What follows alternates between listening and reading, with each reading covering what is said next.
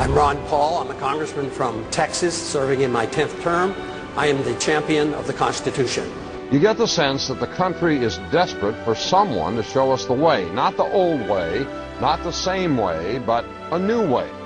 Ron Paul, who raised more than $5 million in the third quarter, trailing not far behind fellow Republicans like John McCain and Fred Thompson. Ron Paul, who has a huge internet following. He's a congressman, a physician who's delivered more than 4,000 babies. Ron Paul has been married to the same woman for 50 years, which means he doesn't come to the race with a lot of the assorted baggage that some of the other candidates for the White House do. So here's the question. Should more people be listening to what Ron Paul has to say? Ron Paul! Ron Paul! Ron Paul! We have allowed our nation to be overtaxed and overregulated and overrun by bureaucrats. The founders would be ashamed of us for what we're putting up with. Matter of fact, if you look at every single problem we're facing today, it's because of the lack of respect for the rule of law and the Constitution. The right guy is the guy who's anti-government, anti-war, pro-personal liberty, pro-economic freedom. Vote for him, whatever party he is. And if you have to change parties to vote, that's like 5 clicks on the internet. It's not complicated. If you really want to have a choice between a real revolutionary candidate and someone out of the machine, well, this can happen. Ron Paul brings together people of all races, all socioeconomic backgrounds, all political affiliations, because freedom is truth and truth is power, and we can live and be free in this country if we believe we can. John writes from West Virginia, yes, more people should listen. A rarity. A man of principle, integrity, and high values running for president. Exactly what America needs in this day and age. If you were president, would you work to phase out the IRS? Immediately.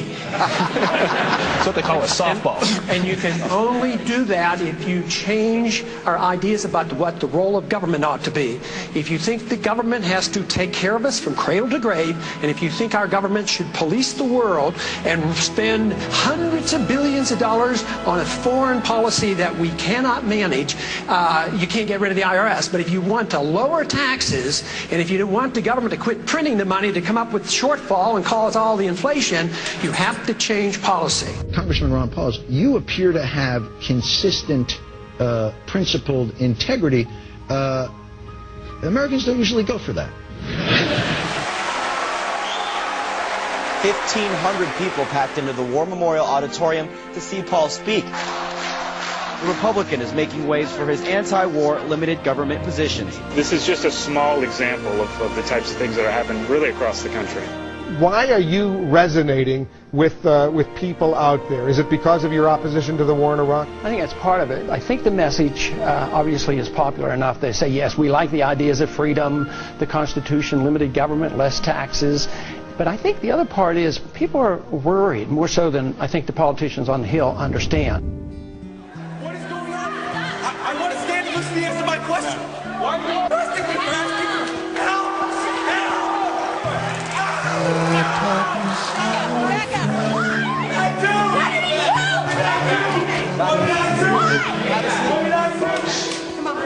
Because a vision softly creeping left its seeds while I was sleeping, and the vision that was planted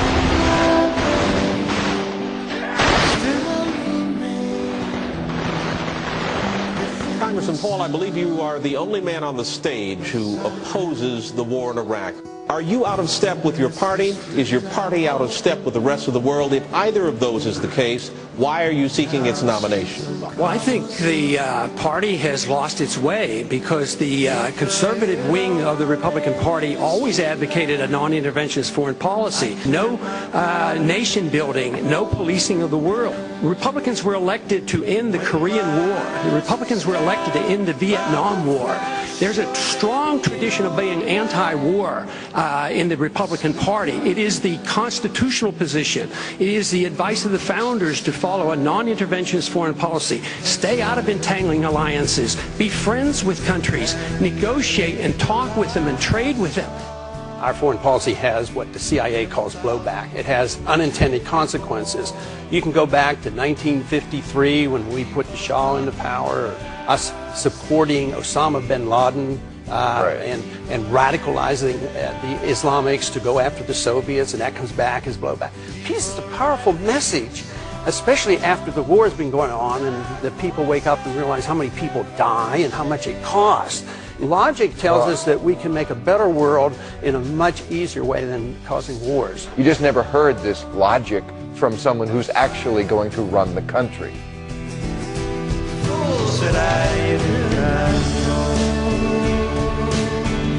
Silence like a cancer grows. Hear my words that I might teach you. Take my arms that I might reach out to you. But my words like the freedom message brings us together. It doesn't divide us. I believe that when we overdo our military aggressiveness, what it does, it actually weakens our national defense. I mean, we stood up to the Soviets. They had 40,000 nuclear weapons. Now we're fretting day in and day and night about third world countries that have no army, navy, or air force, and we're getting ready to go to war.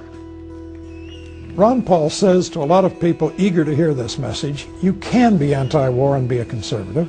In fact, he says, if you're a real small government conservative, you have to be anti-war. His message is resonating. Including, interestingly enough, from soldiers. According to one study, Congressman Paul received more campaign cash from members of the military than did any other Republican presidential candidate. And finally, Steve writes from Pennsylvania, remember the line from the classic Simon and Garfunkel song, The Sound of Silence. The line that says the words of the prophets are written on the subway walls and tenement halls. When I hear Ron Paul, sometimes I wonder whether I'm not listening to a latter-day prophet with the way he speaks truth about what our nation has come to. the sign said the words of the prophets are written on the subway walls and tenement halls and whisper in the sound of silence.